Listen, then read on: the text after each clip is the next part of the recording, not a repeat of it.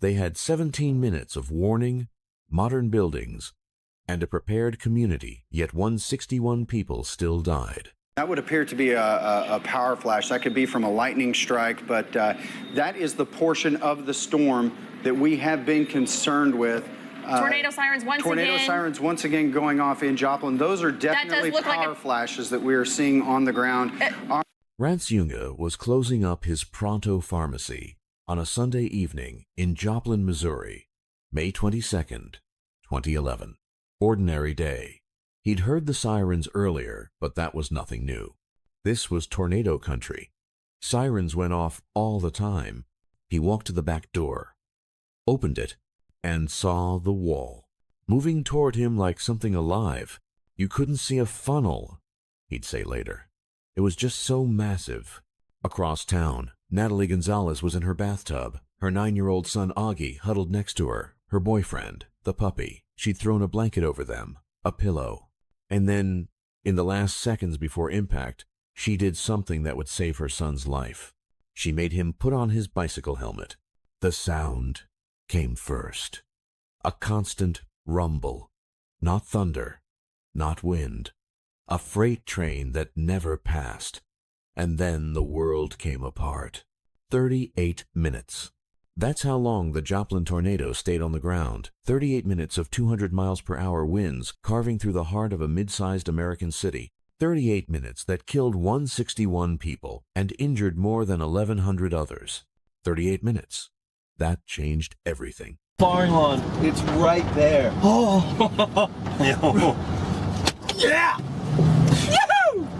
This is actually really, really bad. Yeah, it is really bad for this town. It is. No, oh my God. God. Oh, look at the power flashes. That's 135. Oh, please, lift. Lift for Christ's sake. City and bloody picture. The traffic lights are off, so they lost power in the city now. Lift. Oh my God. All the street lights are perfect. Right there. Where? Right behind us. 4 3 o'clock. Oh, yeah. Jesus. Oh my God. Oh, shit. That means it's past this, though. You can see the monster. You can see the web. Oh, shit. You can see the rain wrapping there. Freaking go, people.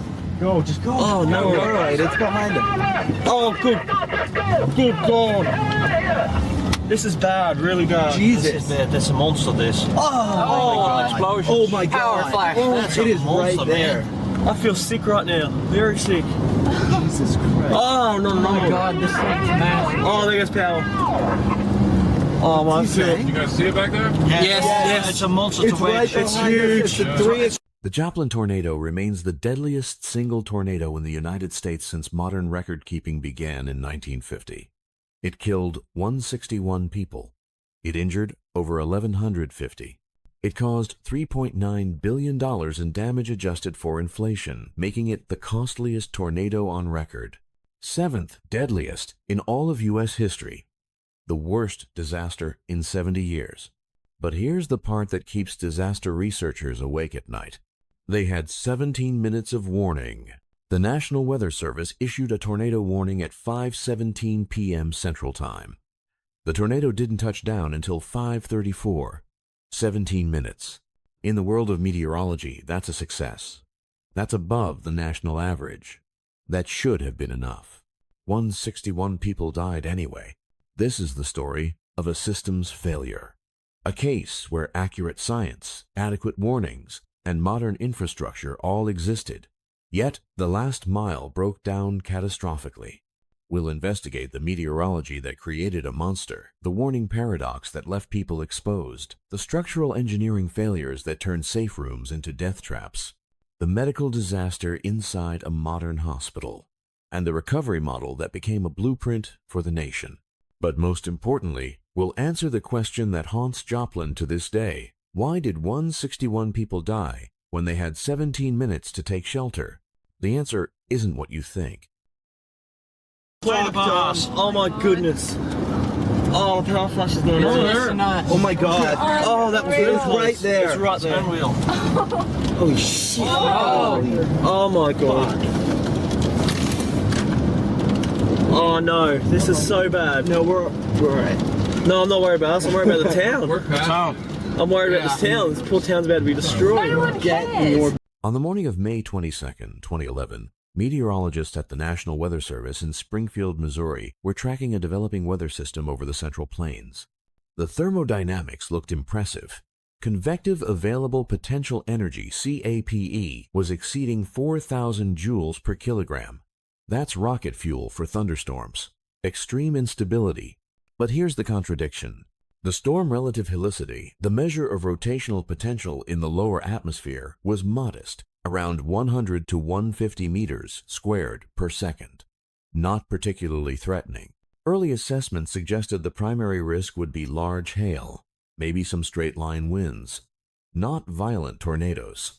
The forecasters were looking at an environment that seemed unfavorable for the kind of event that was about to unfold. Trees down. We're getting numerous reports of trees down, houses damaged, several houses. I just had another caller say a couple of houses damaged over by St. John's Hospital. Apparently the roads are closed over there. Trees are all over. The synoptic setup was textbook severe weather. A deep surface low-pressure system sat over the northern plains. A cold front extended southward into Kansas. A dry line bulged into Oklahoma. This is what meteorologists call a triple point, where the cold front, dry line, and warm front interact. It's a classic breeding ground for supercells. But the mesoscale environment, the smaller scale details, was evolving in ways the models hadn't fully captured. An outflow boundary from morning convection was acting as a focal point. It was generating low-level vorticity, spinning up the atmosphere near the surface. And as the afternoon progressed, the shear profiles improved significantly. That storm relative helicity, the rotation measured doubled in the hour before the tornado. It jumped from 150 to near 300 meters squared per second in the vicinity of Joplin. The environment went from unfavorable to hostile in less than 60 minutes.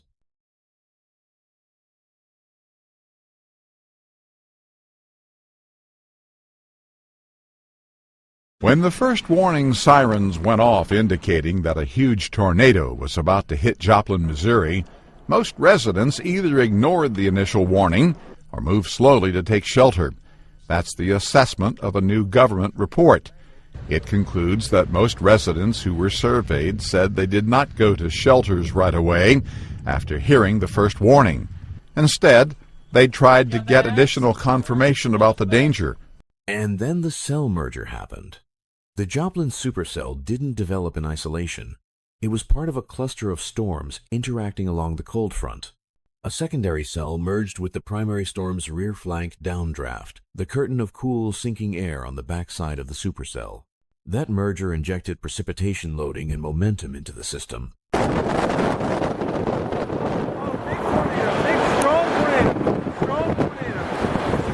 Listen to it!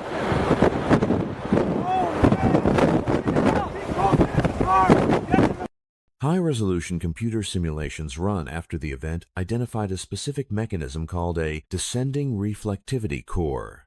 The merger amplified this process. It increased updraft velocity by altering the vertical pressure gradients. It intensified low-level rotation by surging the rear flank downdraft, which increased surface convergence and vorticity stretching. And it triggered tornadogenesis, the rapid descent of the mesocyclone to the surface.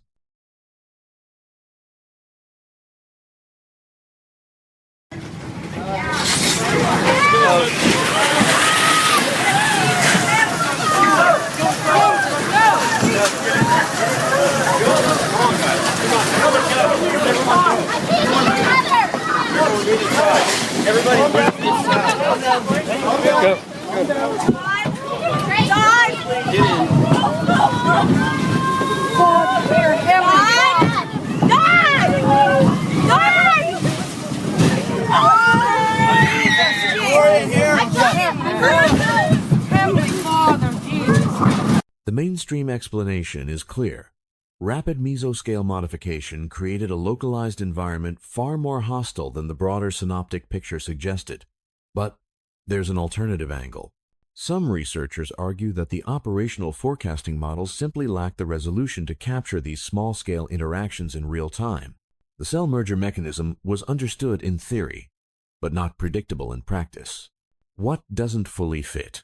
Why the storm relative helicity increase wasn't flagged earlier by the mesoanalysis algorithms.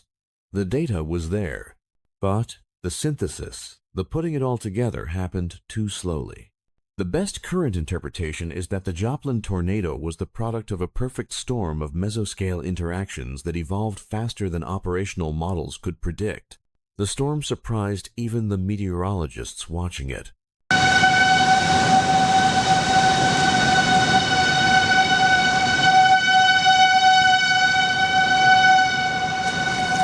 Kind of scared.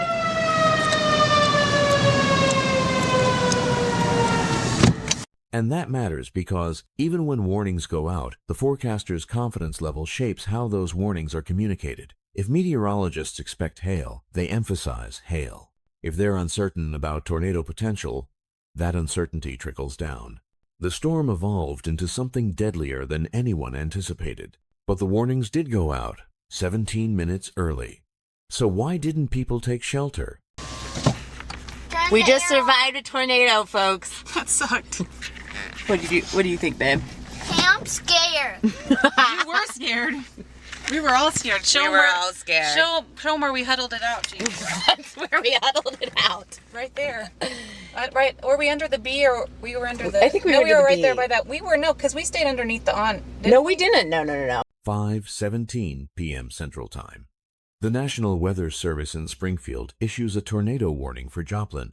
The polygon, a computer-generated shape targeting the specific storm cell, overlays the city. Weather radios activate in homes across town. Television stations break into programming. And at 5:11 p.m., the sirens had already sounded once for 3 minutes.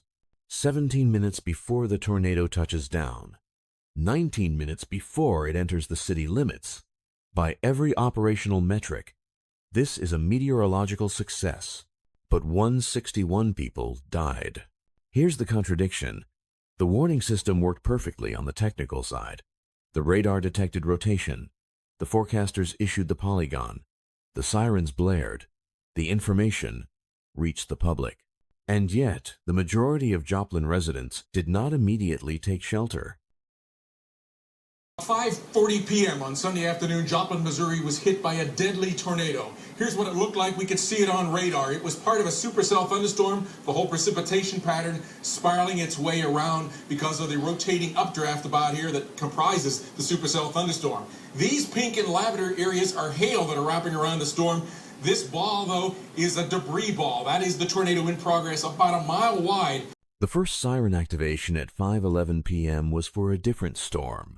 Polygon number 30. It covered northern Joplin, a separate thunderstorm cell that was producing funnel clouds to the west in Kansas. Residents heard that siren, then checked the television and saw the warning was for the northern part of the county. Many assumed the threat was elsewhere.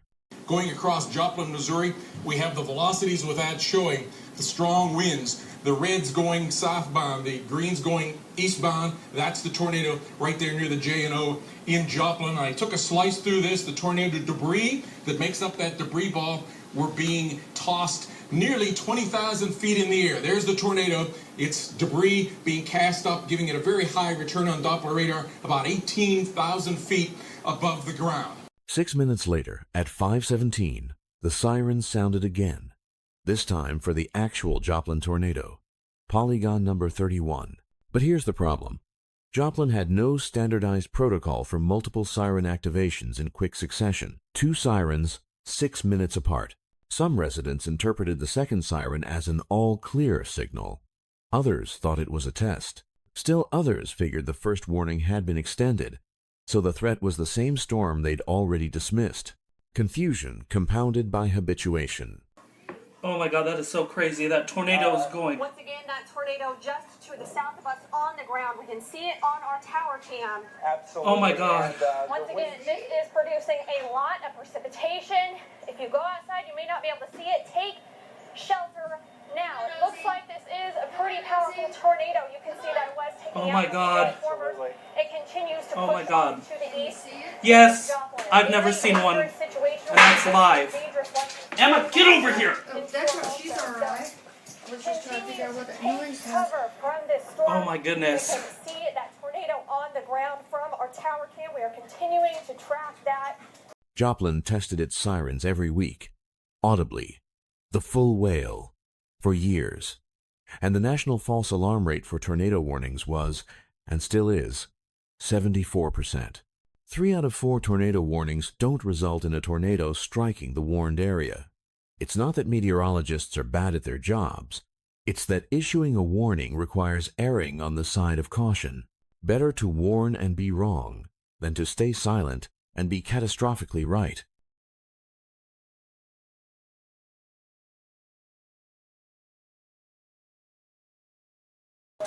Oh my gosh, that's Joplin. It is certainly going off. Kaylin, I'm just looking out the door right now. Please do not go outside and try to track this storm, folks. Oh my God. You can't see anything outside. It is rain wrapped. This is a dangerous, dangerous situation at this point in time. We're going to continue to track this storm at this point in time. I don't think it's going to hit our station. We don't need to do that. But take shelter anyways. Yeah, take oh my shelter God. Immediately, folks. If you can hear us, if we are still able to broadcast, we need to take shelter. If you are This is crazy. at this point in time, please. But the psychological consequence is siren fatigue. Residents in tornado-prone areas learn to view sirens as a signal to seek more information, not a signal to seek shelter immediately. And so they engaged in what disaster sociologists call milling. They turned on the TV. They called neighbors. They walked outside to look at the sky. Rance Jung, the pharmacy owner, didn't check outside until his computer started flickering. Reuben Carter, working at a Fast Trip gas station, noted that a regular customer rushed in during the tornado warning to stock up on cigarettes. Life continued as normal. Major damage at 32nd. There went a power. Major damage over on 32nd Street, he just said. And I just saw a transformer blow. Yeah, I just, ours did too. Yep, I just saw another transformer blow. Most critically, residents wanted visual confirmation. They wanted to see the tornado, but the Joplin tornado was rain-wrapped. It was embedded in a high-precipitation supercell, a storm that produces so much rain and hail that the tornado itself is obscured. Looking west from Joplin, residents wouldn't see a classic funnel. They'd see a dark, amorphous wall of water and clouds.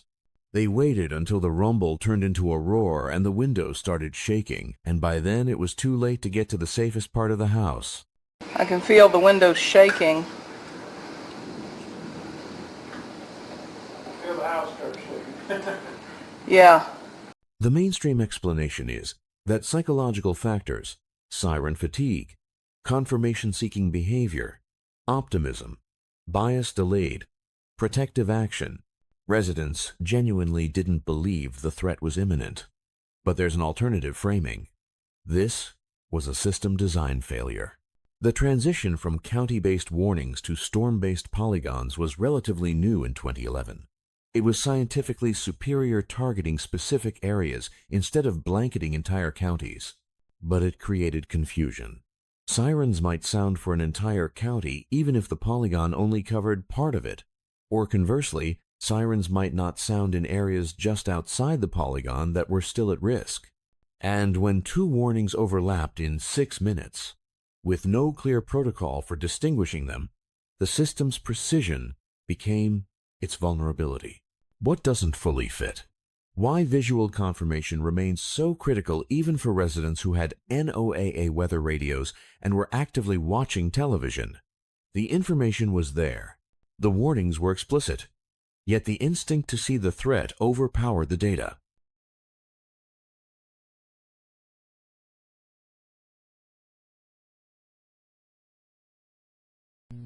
Stations, National Weather Service has issued a tornado warning for western Jasper County until 1800 hours. National Weather Service Doppler radar indicated a tornado 10 miles west of Carl Junction or 6 miles east of Columbus, moving east at 30 miles per hour. Storm has a history of producing funnel clouds and tennis ball-size hail. Time of dispatch, 1713. The best interpretation is that the warnings failed at the last mile, the sociological link between information and action. You can have perfect radar, perfect forecasts, perfect dissemination, but if the human psychology isn't accounted for, If the communication doesn't cut through apathy and confusion, people won't act. Technology can't save lives if the message doesn't land.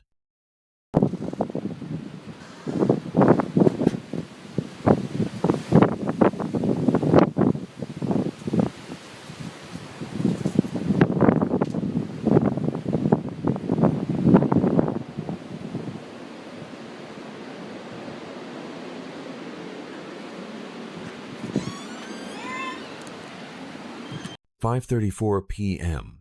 The tornado touches down just west of Joplin, near the junction of JJ Highway and West 32nd Street.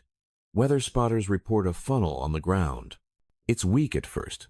Multiple vortices, smaller subvortices, are visible, rotating around the main circulation.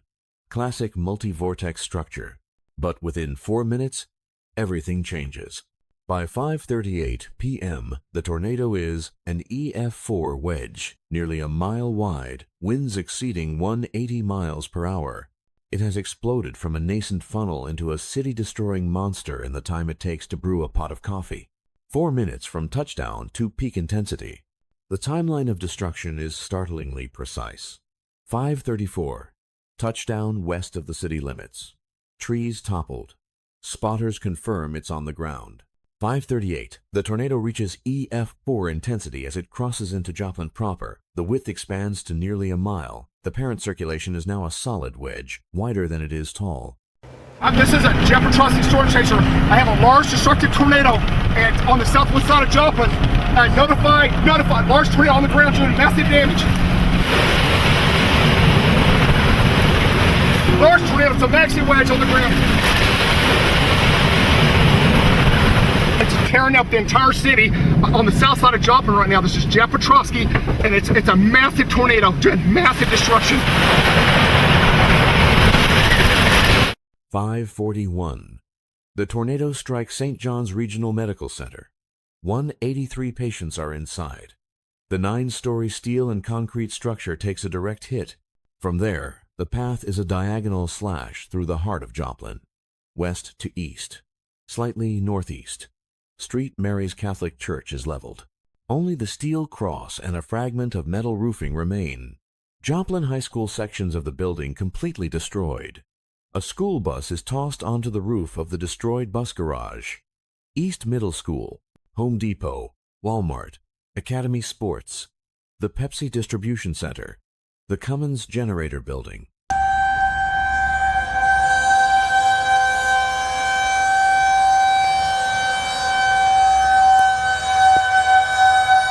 The tornado crosses Range Line Road, the main commercial corridor. Well-constructed buildings are scoured to their foundations. Asphalt parking lots are stripped clean. Concrete parking stops, each weighing 200 to 300 pounds and rebared into the pavement, are plucked from the ground and thrown 60 yards. I can make it out. I can barely make it out.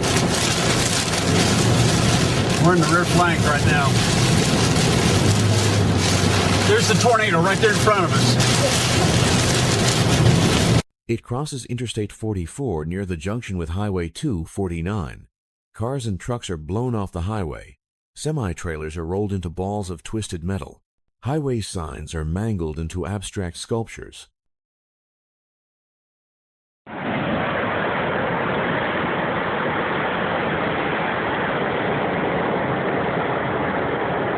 is the tornado.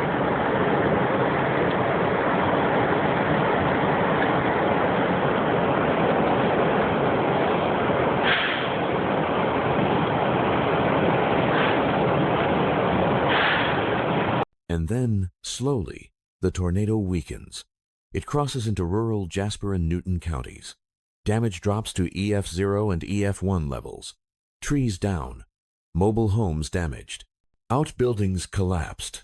Oh, there's a hail. Here comes the hail. We don't need that either. At 6:12 p.m., the tornado lifts east of Diamond, Missouri, 38 minutes after it touched down.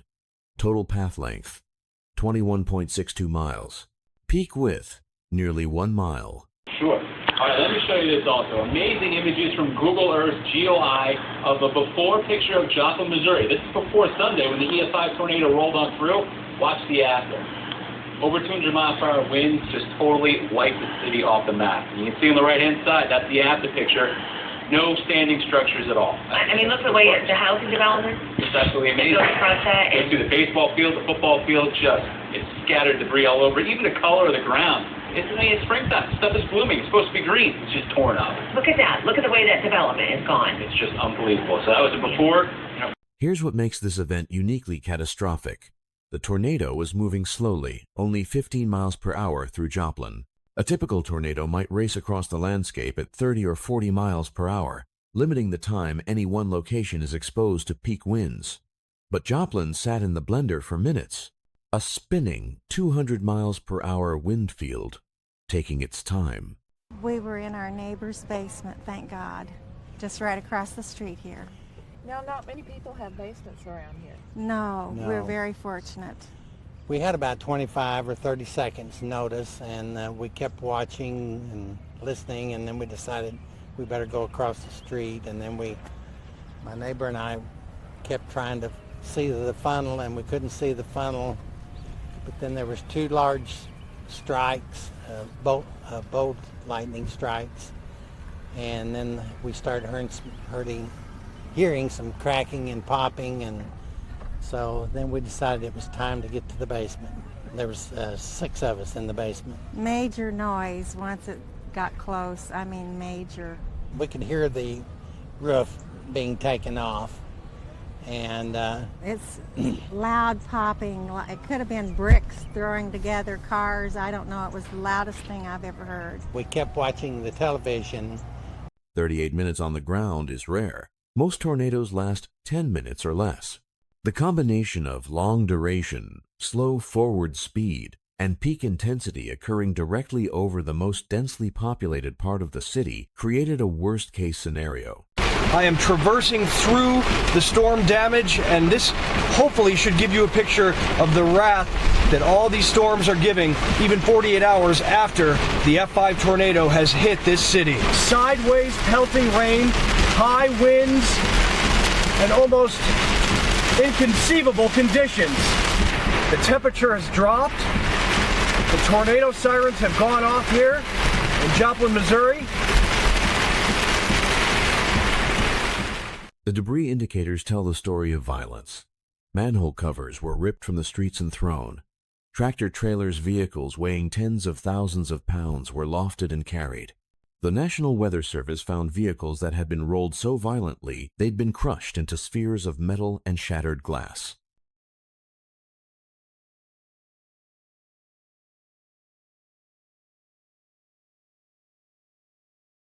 All right, here's the gas station that we were at.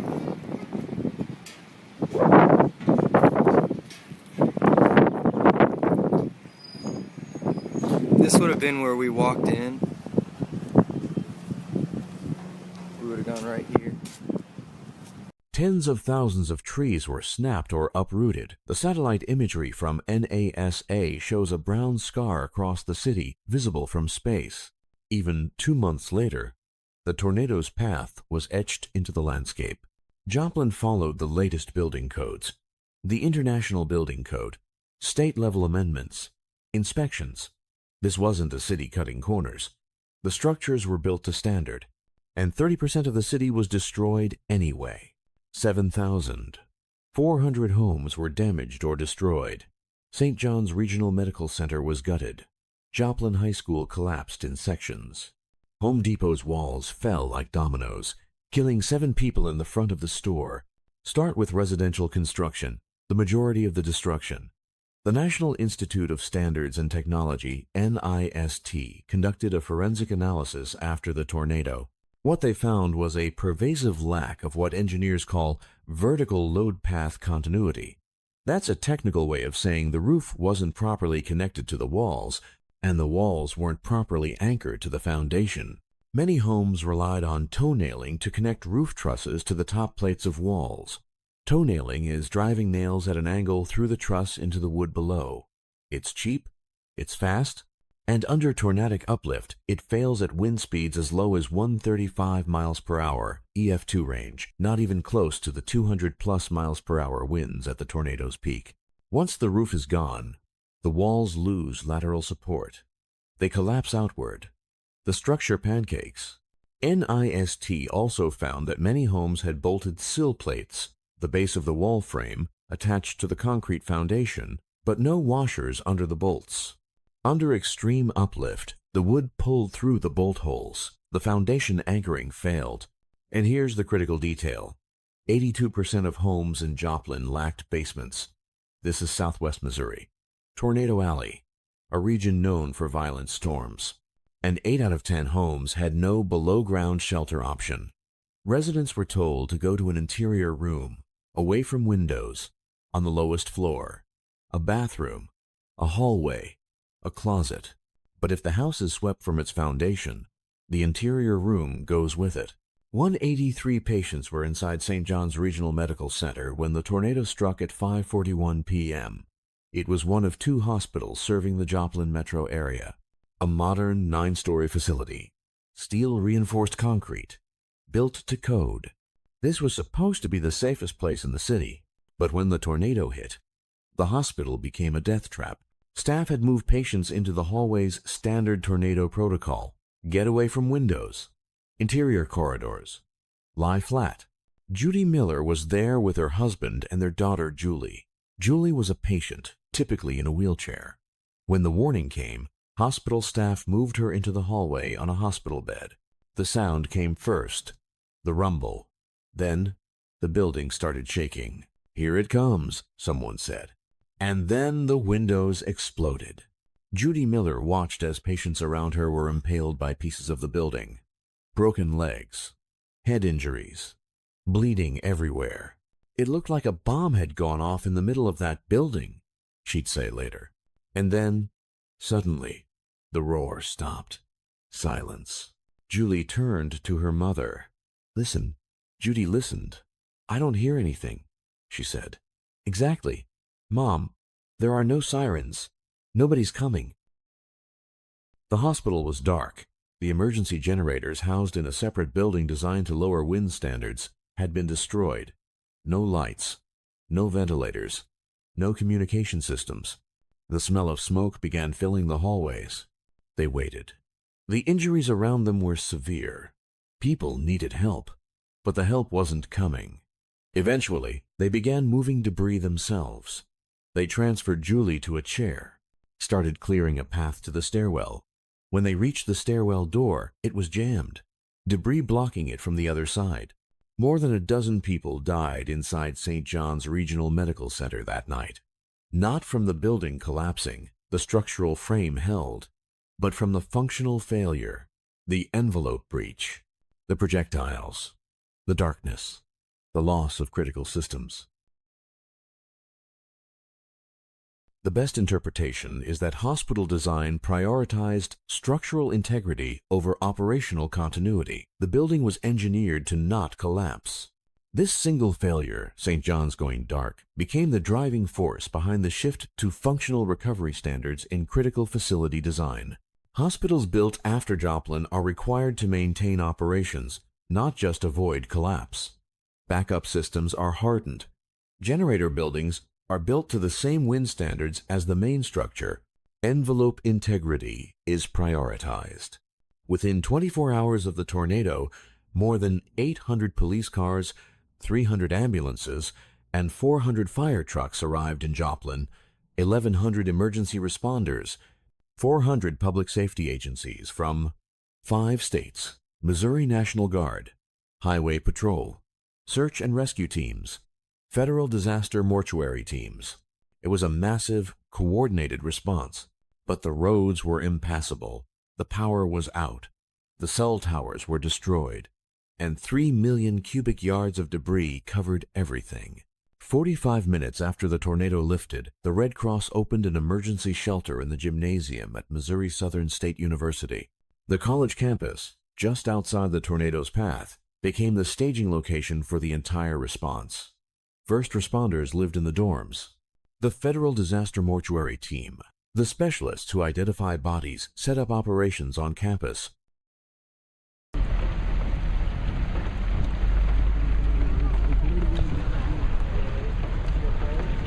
Here.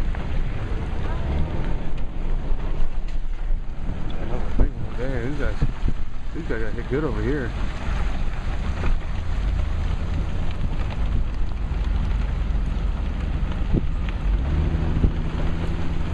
Oh! Oh! Ooh. Governor Jay Nixon declared a state of emergency and activated the Missouri National Guard. 191 personnel deployed immediately, with 2,000 more on standby. The Missouri State Highway Patrol sent 180 troopers to assist with law enforcement and rescue. 25 ambulance strike teams arrived, a fleet of emergency vehicles that would have been overwhelming under normal conditions. But these weren't normal conditions. The infrastructure was gone. Roads were blocked by debris, not just tree branches, but cars, sections of buildings, telephone poles. Power lines were down across every major artery, and communication was nearly impossible. Cell towers had been destroyed, landlines were severed. Emergency responders couldn't coordinate by radio in many areas because the repeater stations were offline.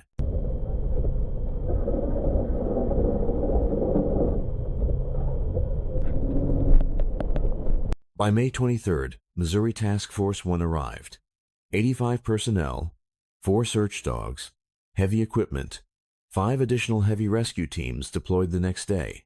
They began the grim work of searching for missing persons. Okay, rain comes right down the left. Don't even stop, just go. Go, get the hell out of here.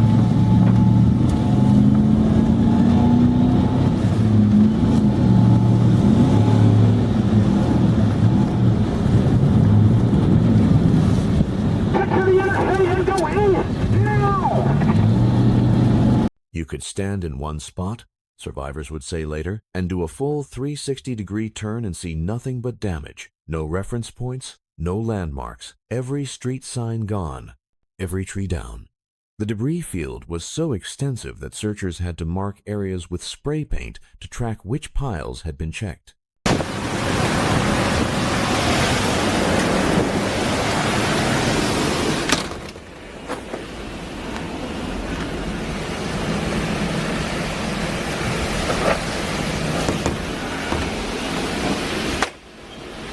The visual aftermath was apocalyptic. 3 million cubic yards of residential debris. That's enough to fill a football field to a depth of over 400 feet. Manhole covers were missing, ripped from the streets and thrown. Asphalt parking lots had been scoured clean. The pavement peeled away. Vehicles were crushed into unrecognizable shapes. Tens of thousands of trees down.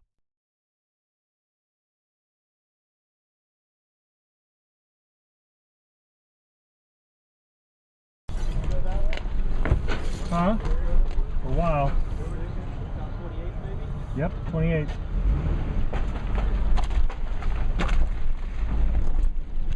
Another survivor described the mud. Not ordinary mud. A paste, ground up with everything wood, insulation, vegetation, debris. It coated walls, clung to everything, had a distinct smell you couldn't forget. If you'd been through it, you'd recognize it instantly years later in photographs. Partly because of years of false alarms. 162 people died in the disaster. The report says most residents didn't respond to the first sirens because of an apparent disregard for them. But the government meteorologist who led the assessment team says it's not clear if the slow response actually wound up costing lives. And the report stresses that the combined efforts from the Weather Service, emergency management, and the public did save lives. The mainstream explanation for the response's success, despite the infrastructure collapse, is human coordination. Traditional emergency management assumes functioning roads, power, and communications. Joplin had none of those. But by staging everything at the university, a single physical location, responders could coordinate face-to-face, no technology required. What doesn't fully fit is how quickly mutual aid arrived and integrated. 400 agencies from 5 states converging on a city in chaos, operating without centralized digital communication. It should have been a logistical nightmare. But the ground report suggests it worked, largely because everyone defaulted to in-person coordination.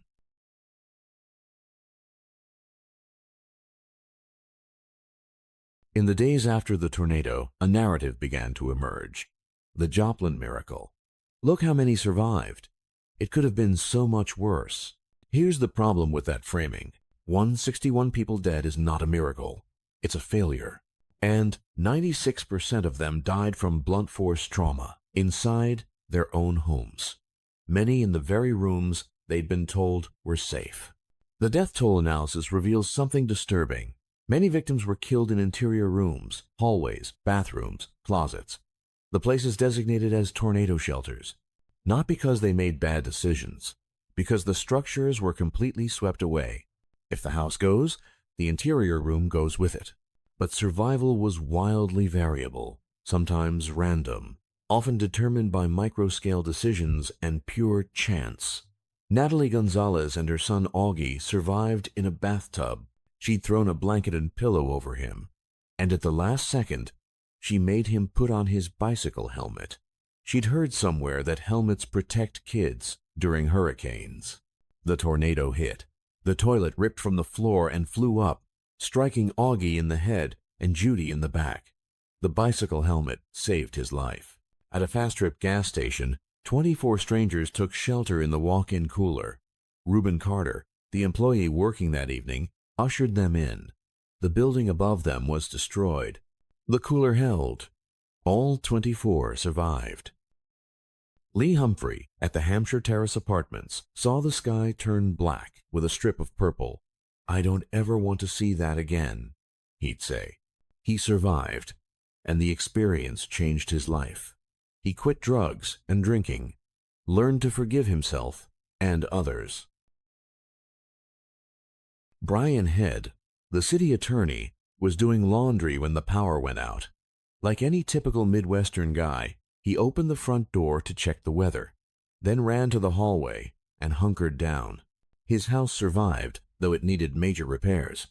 Most of his neighbors' homes were gone.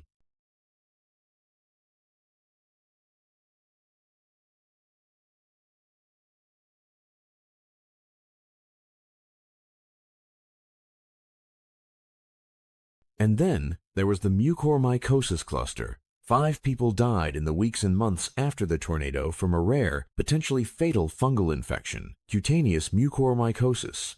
The tornado had driven soil and vegetative debris deep into survivors' skin. The fungus, normally harmless in the environment, became deadly when embedded in tissue. It added a biological dimension to the trauma. The lead contamination created another hidden threat. 40% of yards in southern Joplin were re-exposed to chunks of raw lead ore from the historic mining operations. Children playing in those yards, families rebuilding, all faced an invisible hazard that would take years and $5 million in EPA grants to clean up. The mainstream explanation for the death toll is that survival was determined by building performance and micro-scale positioning. If your house was well built, you survived. If it wasn't, you might not. If you were in the right hallway, you lived. If you were in the wrong one, you didn't. But there's an alternative framing. Some survivors attribute their survival to specific good decisions. Sheltering in basements, taking cover in coolers, using bicycle helmets. These weren't random. They were choices that increased survival odds. What doesn't fully fit is the house-to-house variability. Why did some homes withstand EF5 winds while identical homes next door were swept away? The answer likely involves construction quality, variation, how carefully the builder installed the foundation anchors, whether they used hurricane straps, how well the inspector caught mistakes. But that variability was invisible until the tornado exposed it.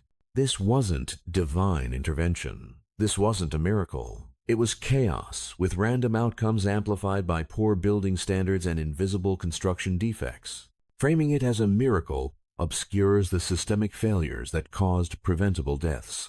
161 people died because the buildings weren't designed to protect them and the warnings didn't change behavior fast enough.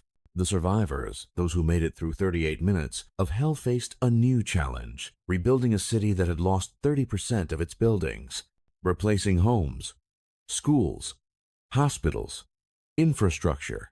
But the hardest question was this: do we rebuild it the same way, or do we finally admit the old approach failed?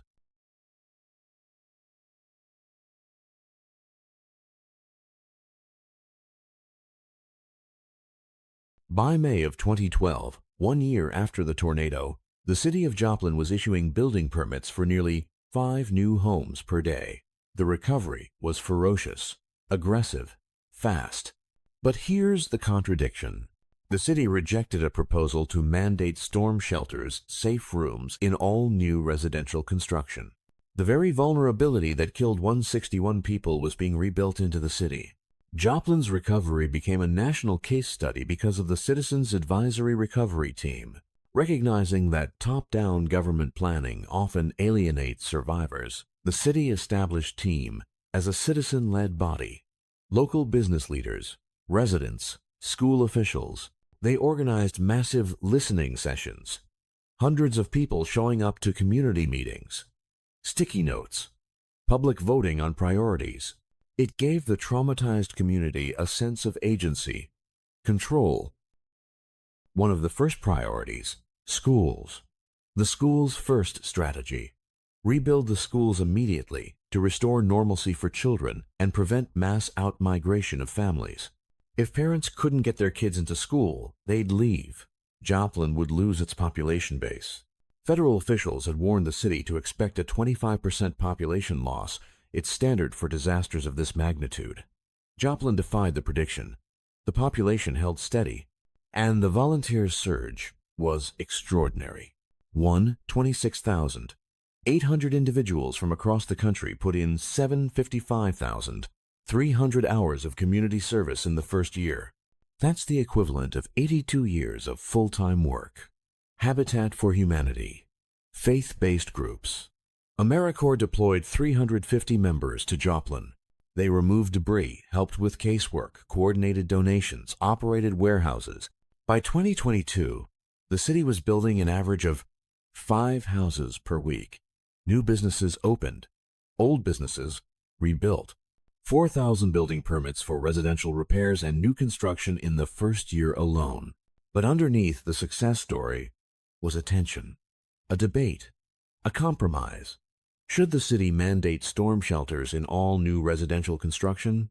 Proponents argued it was obvious. An EF5 can strike again. Joplin is in Tornado Alley. The same vulnerability that killed 161 people still exists. Every new house should have a hardened core, a safe room built to ICC 500 standards, capable of withstanding 250 miles per hour winds. Opponents argued cost. Adding a safe room to new construction increases the price by several $1,000s. For low-income families who had lost everything, that could be the difference between rebuilding in Joplin or leaving. The mandate would stall recovery, price people out. The Joplin City Council voted against the mandate. The compromise: incentivize safe rooms, provide grants and subsidies, build hardened community shelters in schools, but don't require them in private homes. The result? Most new homes were rebuilt without mandatory storm shelters. The schools got EF5 rated shelters. The public facilities got hardened infrastructure. But the residential vulnerability that caused the majority of the deaths remained. The mainstream explanation is economic pragmatism. Affordable rebuilding was prioritized over safety mandates. The city chose speed and accessibility over resilience. But there's an alternative framing. This was short-sighted. The next tornado, and there will be a next tornado, will expose the same vulnerabilities. Joplin had a once-in-a-generation opportunity to rebuild safely. They chose not to. What doesn't fully fit is the inconsistency. Schools got mandated shelters, fire stations, police stations, critical facilities, all required to have hardened cores. But homes, where most people spend most of their time, didn't. The risk acceptance is inconsistent.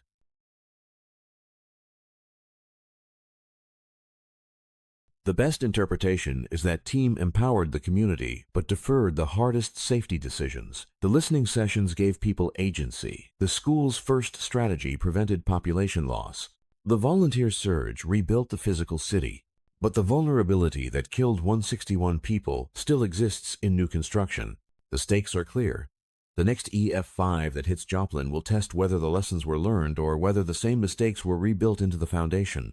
But the scars weren't just physical. The psychological damage ran deeper. And, unlike the buildings, it didn't fade with time. 2.5 years after the tornado, researchers conducted a follow-up mental health survey of Joplin survivors. The results were shocking. 27% met the criteria for probable PTSD, post-traumatic stress disorder. That's not the shocking part. The shocking part is that the rate had increased since the 6-month mark. Trauma is supposed to fade with time. Joplin's trauma intensified. The traditional model of disaster trauma goes like this. Acute stress peaks immediately after the event. Over weeks and months, it fades. Some individuals develop chronic PTSD, but for most people, the passage of time brings healing. Joplin didn't follow that pattern. The longitudinal studies showed delayed onset and increasing rates of PTSD. At 6 months, the numbers were elevated but manageable. At 2.5 years, they'd climbed. Nearly 3 in 10 survivors met diagnostic criteria. The neurological and psychological mechanism is cumulative stress. The immediate trauma of the tornado is acute, but then comes the chronic exposure. Living in a debris field for months, driving past empty lots where neighbors' homes used to stand. Anniversary triggers. Every time May 22nd rolls around, the anxiety spikes. Re-traumatization during rebuilding contractors, insurance disputes, financial stress. It compounds.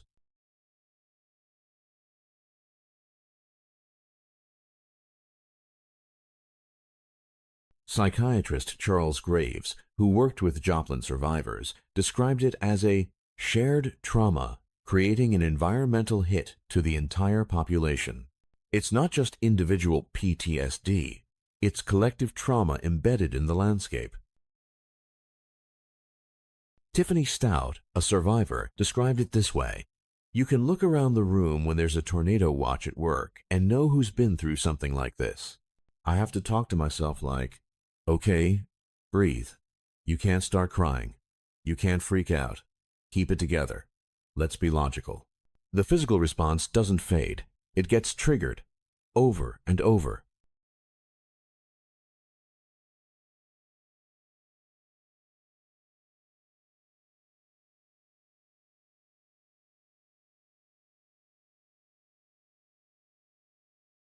Ashley Micklethwaite, who was president of the Joplin School Board when the tornado hit, said, "If you're from here and you look out over the landscape, I still see the scars.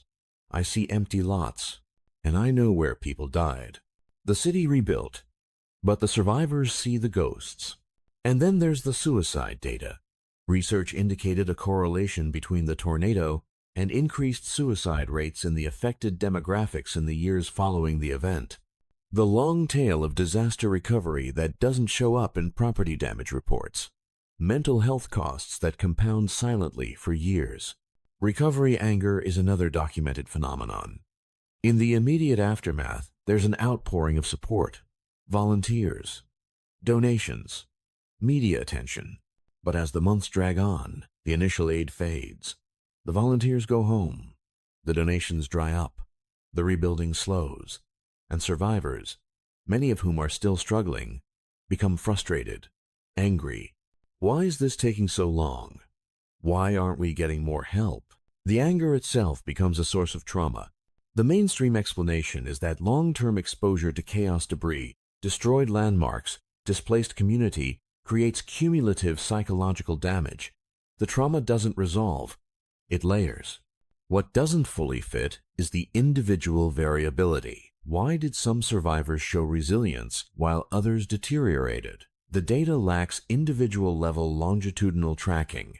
We know the aggregate rates increased, but we don't know which specific factors predicted who would develop chronic PTSD. The best interpretation is that the long tail of disaster is unmeasured in official reports. FEMA tracks debris removal, building permits, infrastructure restoration, but the mental health costs compound silently for years, decades even. And the stakes are this. Future disaster planning must budget for long-term psychological support, not just crisis counseling in the first weeks, but sustained mental health services for years, anniversary support, community healing programs, Joplin's pain wasn't wasted, though. It became the nation's wake-up call. Before Joplin, tornado shelters in schools weren't required anywhere in the United States. Not in Oklahoma, not in Kansas, not in Alabama, nowhere. After Joplin, the building codes changed nationwide. The International Building Code 2015 mandated tornado shelters in K-12 schools, 911 call centers, and fire and police stations in high-risk tornado zones. One disaster, one city, a policy, earthquake. The National Weather Service implemented impact-based warnings. They abandoned the dry, scientific language that had defined weather alerts for decades. No more mesocyclone detected or Doppler radar indicated rotation. Now it's visceral, explicit, urgent, tornado emergency, damage threat, catastrophic. This is a life-threatening situation, not survivable above ground. The goal is to bypass the milling phase, to scream urgency, to cut through the siren fatigue and optimism bias that killed people in Joplin. The language shift acknowledges a hard truth. Scientific accuracy alone is insufficient. Warnings must penetrate psychological apathy. The International Building Code changes were even more sweeping. IBC 2015. Tornado shelters mandated in new critical facilities schools, 911 centers, fire and police stations, in areas that experience the most violent tornadoes. Great Plains, Midwest, Southeast. IBC 2018 extended the mandate to new buildings and additions on existing school campuses. Alabama went further. The state now requires storm shelters in all new classroom and dormitory buildings on public college and university campuses. The ICC 500 standard, the technical specification for tornado shelters, was updated with NIST's data from Joplin. Functional recovery standards for hospitals. Not just structural survival. The building has to be able to operate after a direct hit. Generator buildings must be built to the same wind load standards as the main hospital. Envelope integrity windows, curtain walls must be hardened or protected. Backup power systems must be redundant. Joplin's regional siren policy became a model. The city, working with surrounding communities, standardized siren protocols. If you go to the next town over, it's not a completely different system. And they reduced the frequency of full siren tests. No more weekly audible tests. Once a month, non-audible tests for power and connectivity in between. NIST's investigation became the catalyst for all of this. Joplin was a stress test for the nation's disaster readiness. The findings, building failures, communication breakdowns, warning paradoxes were documented in exhaustive technical reports. Those reports informed the code changes. The mainstream explanation is that Joplin was too catastrophic to ignore. 161 dead, $3.9 billion in damage, the deadliest tornado in 70 years. Policy inertia finally broke. But there's an alternative framing. The policy changes were reactive, not proactive. We waited for the disaster to force our hand. The science was available before Joplin. The building vulnerabilities were known. The siren fatigue issue had been documented. But it took 161 deaths to change the rules. What doesn't fully fit is the residential gap. Schools got mandated shelters. Hospitals got functional recovery standards. Critical facilities got hardened infrastructure. But residential construction, where most people spend most of their time, where most of the Joplin deaths occurred, remains largely unregulated. Safe rooms are encouraged, incentivized, but not required. The best interpretation is that Joplin was a never-again moment for public facilities. The policy changes will save lives in schools, hospitals, and emergency operations centers. But private homes remain vulnerable, and the stakes are this. The next Joplin-scale tornado will test whether these changes actually work, whether impact-based warnings overcome siren fatigue, whether functional recovery standards keep hospitals operational, whether school shelters save lives. Joplin proved we can predict the monster. Radar works. Forecasting works. Warnings reach people. But surviving the monster requires more than science. It requires buildings that can withstand the violence, communication that penetrates apathy, and a willingness to prioritize safety over cost. The question that haunted Joplin from the beginning was this: why did 161 people die when they had 17 minutes of warning? The answer is a three-part failure. First, meteorological surprise. The storm evolved faster than operational models predicted. The cell merger mechanism triggered explosive intensification weak funnel to city-destroying wedge in 4 minutes. Even the forecasters watching it in real time were caught off guard by the speed. Second, sociological breakdown, siren fatigue, milling behavior, 2 warnings in, 6 minutes, creating confusion, the instinct to visually confirm the threat before taking shelter, optimism bias, it won't happen to me, the warnings reached people. But the message didn't land. The last mile broke down.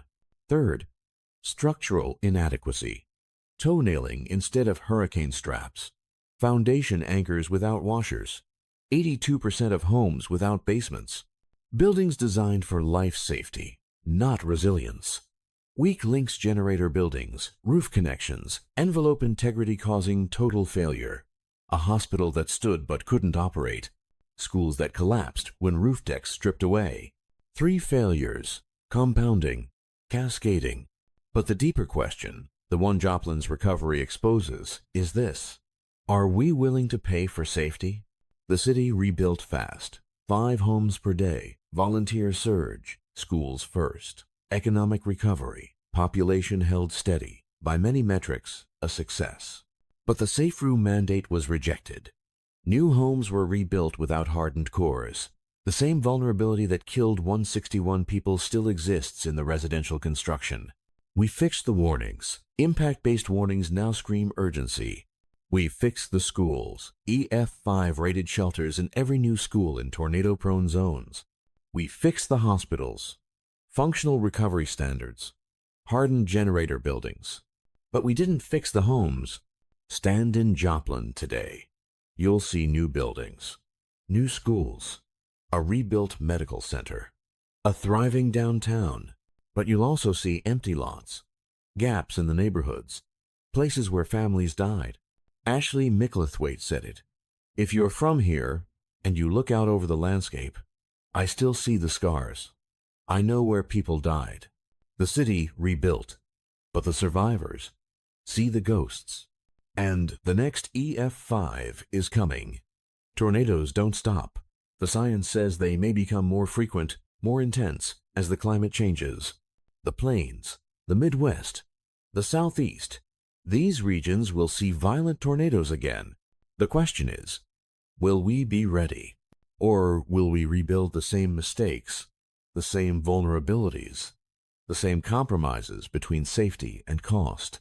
Joplin proved that warnings alone aren't enough, that buildings matter, that the last mile from information to action is where survival is won or lost. 161 people died on May 22, 2011. Not because the science failed, not because the warnings didn't go out. They died because the systems built to protect them, the buildings, the communication protocols, the assumptions about human behavior weren't designed for the monster that showed up. The lessons are written in the wreckage. The policy changes are on the books. The technology is better. But the hardest lesson is the one Joplin couldn't fully embrace. Safety costs money.